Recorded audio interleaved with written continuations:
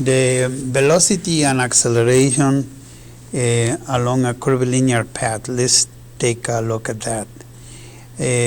You have on the left side, here's a vehicle that is traveling along this curve. The velocity that the vehicle travels with is tangent to the path, to the curve. Okay. If you look at this, if this is the position of the vehicle and a little time later it's here, what we are looking at is the change of this position with respect to time. As that time, the rate of change is the velocity. But if we look at the at this vehicle, it's rotating about some point over here, okay?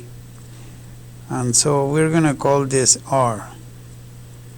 So which would be the distance, the perpendicular distance from the velocity vector to the center of it. And of course, the rotation happens because we change this angle as function of time.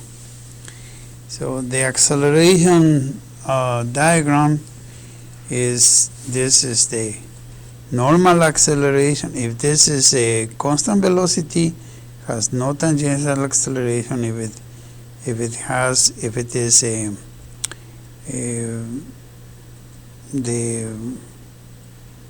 but even if it has a constant velocity tangential, it has a normal acceleration of value v squared over r. Question is, why is the velocity perpendicular to r? And the second, why is the acceleration towards the center? These are the two main questions we need to resolve. So, on the first one, the velocity and acceleration on this curve, why is v perpendicular to r? So in order to answer this question, we must examine the very basic concept of a vector change. Vector changes in magnitude but also changes in direction.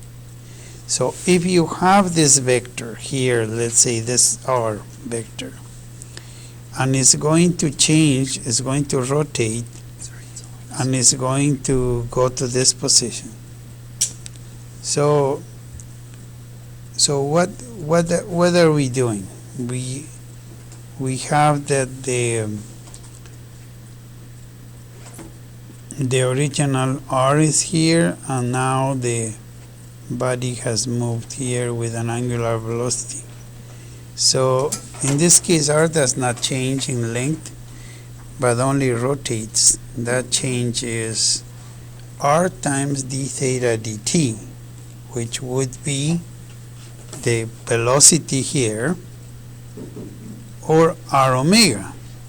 But in reality, to be more precise, this body is rotating about this center here, called the instantaneous center of rotation in this case. So if you interpret this to be the omega vector out of the board, and you cross that vector with r, you're going to get v.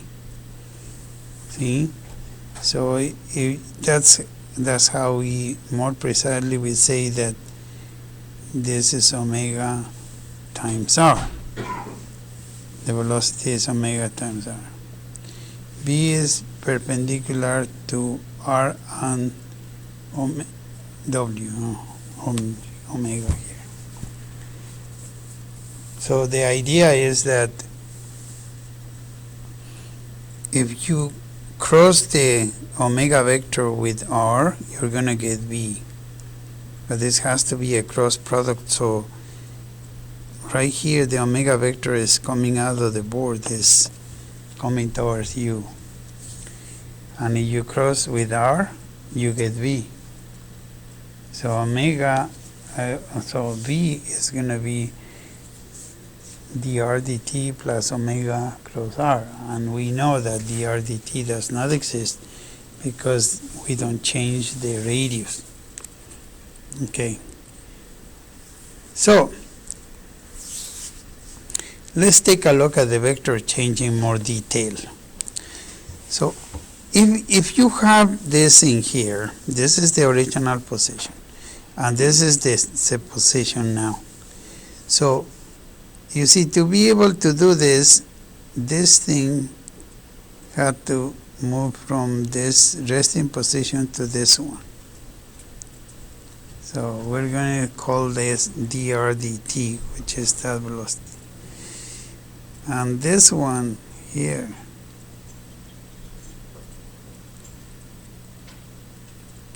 is indicates the other position, a new position. So the angular velocity, or velocity of rotation, you could say, is going to be omega. So this rotates towards this, and you say that d theta dt times r is equal to omega times r, omega cross r. And the change is due to the rotation.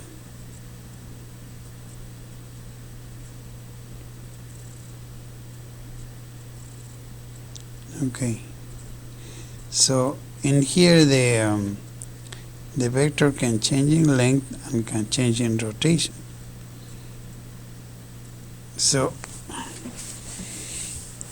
you can write that for this vector to reach this point, it had to elongate here with dr dt, and it had to rotate with theta dt times r, which is omega cross r.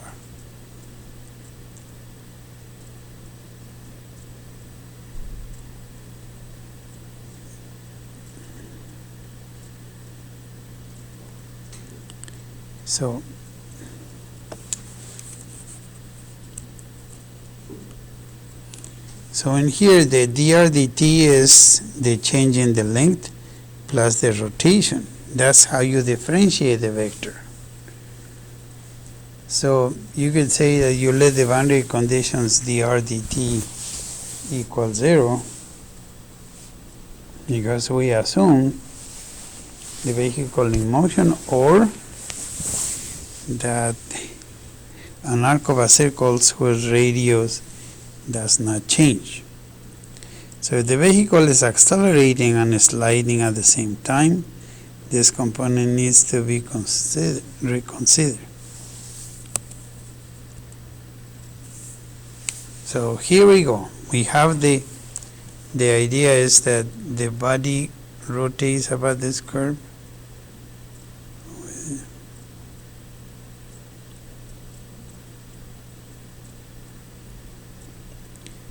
The acceleration is dv dt.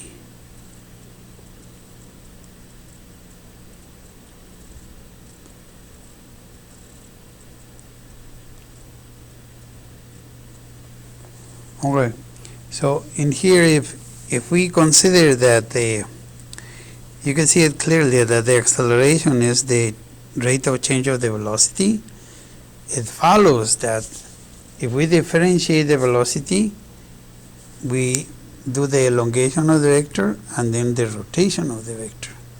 So from the previous calculation of B is omega times r, r is perpendicular to V. The acceleration is omega cross V perpendicular to B. So the velocity is omega cross r, and the acceleration is omega cross b. So if you plug this into the other, you have omega squared times r.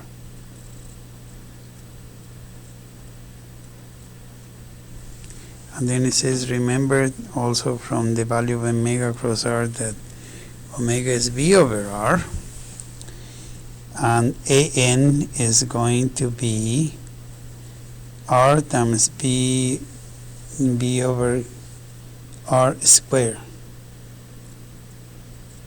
So this is the calculation of the normal acceleration when you have a body that is a car that is rotating. Okay, so here, if we take a look at the forces now that are acting on the vehicle as it's on the curve, here's what we conclude. Newton's second law of motion has to be applied. That means the summation of the forces acting on the body equals to mass times acceleration. So you have vehicle traveling this way, but if it is too fast, it's going to slide.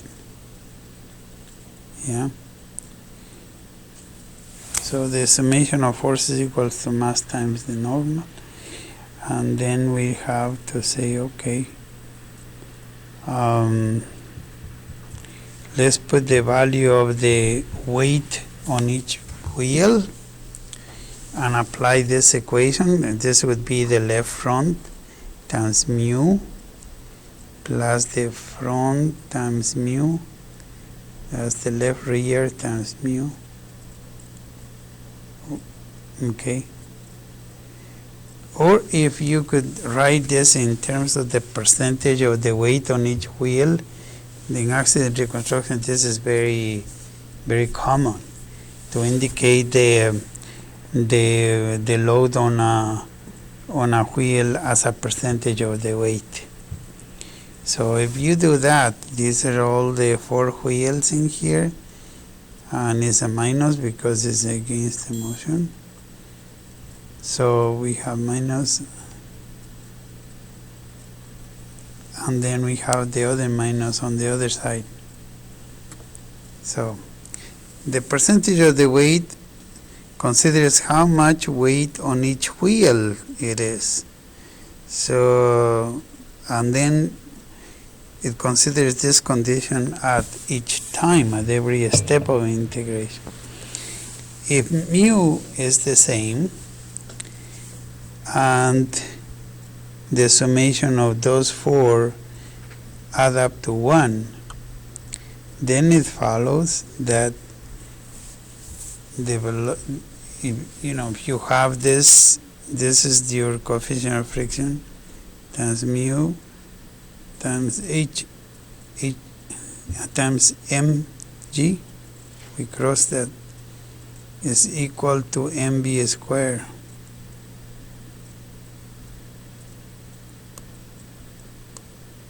Okay, so in conclusion, the car is going to have a tangential and a normal acceleration, and if we apply Newton's equation, we have to apply it in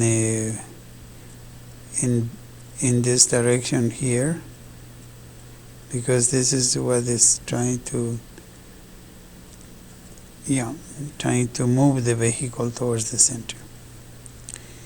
So this is if we simplify this, we have mu times g times r equals v squared.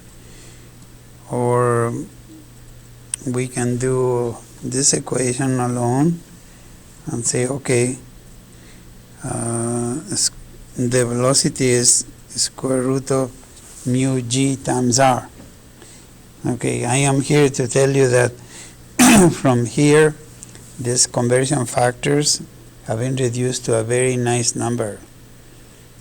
This equation is the equation of 30 df, square root of 30 df, where f is the coefficient of friction or drag force in this case. Okay, so this is how we do the velocity and acceleration on a curve. Now, one more thing, I'm going to go forward with this. Can we calculate the speed from the curve skids? The answer is yes.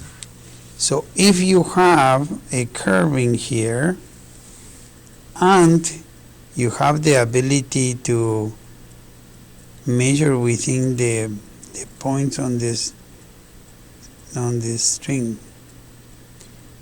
we will understand exactly this cross products here. So let's begin with that. Here is that A, B, and C define the circle. Yeah, A, B, and C define a circle.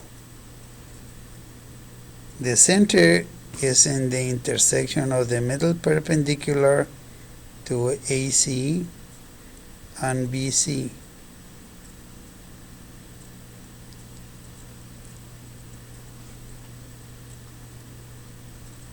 Okay, so in here you have the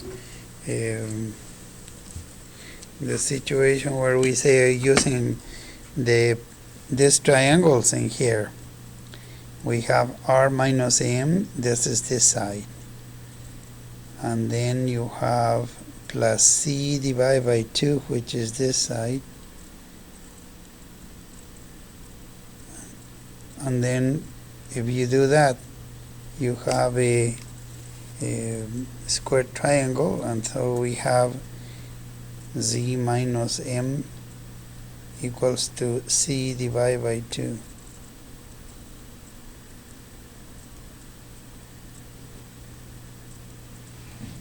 Okay, so once we have this, we have this equation here. We expand this, we expand the binomial here. You're going to cause R to go away. And finally, this will stay as M squared plus C squared over 4 equals 2 Rm, or in this R notation here, just the simplification of this would be M over 2 plus C squared over 8M. And with this expression, we can go out to the road and measure 3 points in here. Yeah, points A, B, C. We know where they are. Then we take the ordinate here, and I mean this curve here, which is dividing, you know, is that line AB. Okay, so if you do this and you apply this Pythagoras theorem, then you can conclude that the radius R is like M divided by 2 and then plus C squared divided by 8M. And the conclusion of my presentation is that yes, we need to we could calculate the speed from a skid on a curve. By using this procedure, we go out there and define these 3 points, take the middle ordinate, this M, and based on this derivation, we should be able to find a solution here with this. So you measure from AB, and then you measure CD, and then you can find out how fast the car was going.